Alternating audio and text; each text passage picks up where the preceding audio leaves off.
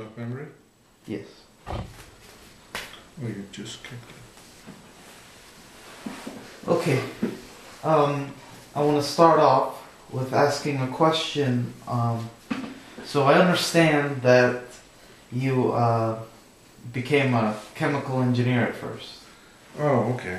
But when you were little as a child, what did you really want to become? Oh, the story goes that when I was young, there was quite a lot of thing to do about having a new pope.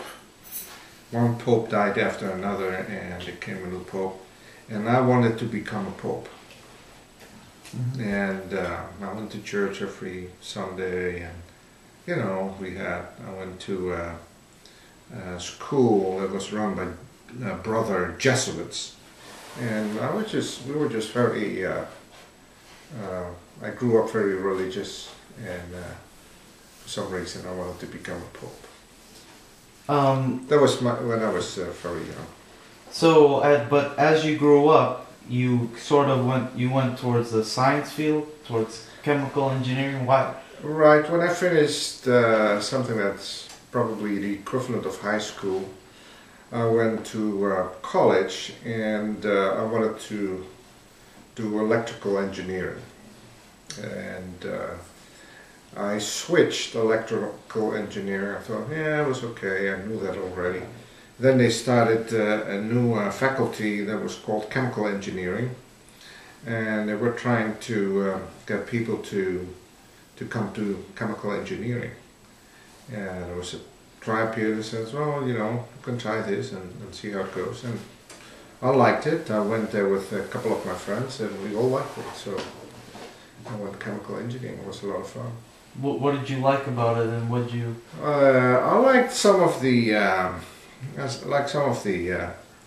classes that they had. They had labs, so you could do some mixing and do some lab tests, and make something from a couple of components. So when you became a chemical engineer, and you got a job, what kind of things did you do there? Well, getting a job, getting a degree and then getting a job is not that easy. When I finished chemical engineering, I was drafted into the army. The army in the Netherlands was such that when you're 18, you have to go into the army or Navy, or they'll check you and test you to see where you would fit best. And as long as you pass every year your classes in college, you can continue until you're finished. If you don't pass, then they'll say, well, sorry, you didn't pass your college, so you got to go into the army. So it was drafted. It was draft was mandatory, 18 months, and I was very much against it to go into the army. I didn't want to go in the army because I thought that would be just taken away from my life. I was fresh out of school. I wanted to continue actually in the science field, but I had to go into the army. So I didn't get a job right away. When I came out of the army and tried to get a job, I was not as valuable to most companies, because they said, well, you're out of the real technology field for quite a long time, so I'm not sure you're of value to our company. So it took me, I was unemployed for, when I got out of the army and trying to find a job, I was unemployed for, I would think, 10 months. When you actually got your job, was that a good feeling? Of course, it was a good feeling. I got a job with the Lomas company in chemical engineering, so I did process engineering. Yeah, it was pretty good. What was that like to go do process whatever process you did engineering? there?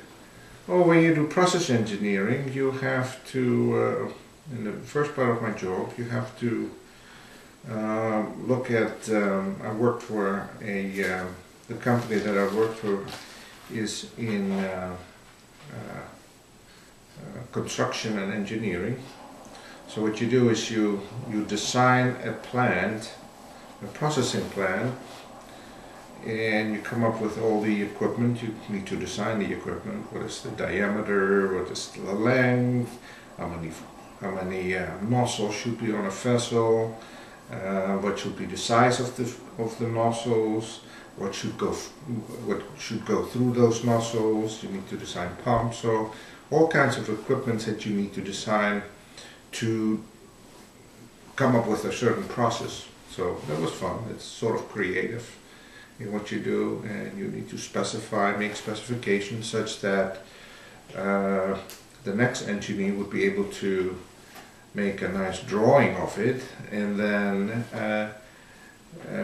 come up with all the mechanical specifications to actually design it, construct it, and deliver it, paint it, roll it, weld all the nozzles at the right section. So it's a whole process of different things. But I was mostly in the front end, which is the process engineering job, to design and develop a concept of how to run a process.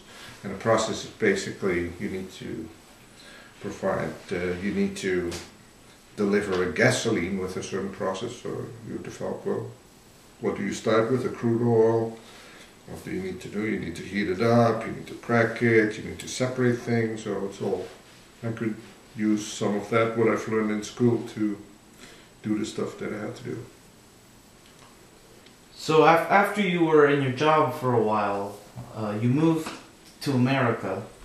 Mm-hmm. What was that like, having to move really far away from what you were used to, your old comfort area, and being in a whole new environment and still having to do work? Well, when you grow up I was sort of challenged. I wanted to, when you're young, you want to have challenges. You don't want to be, well, I always do what I always do.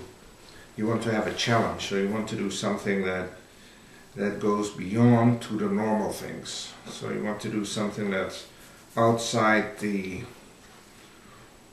how should I say, something that is challenging, something that you really have to push through to get to, something that you want to accomplish. If you always do what you do this,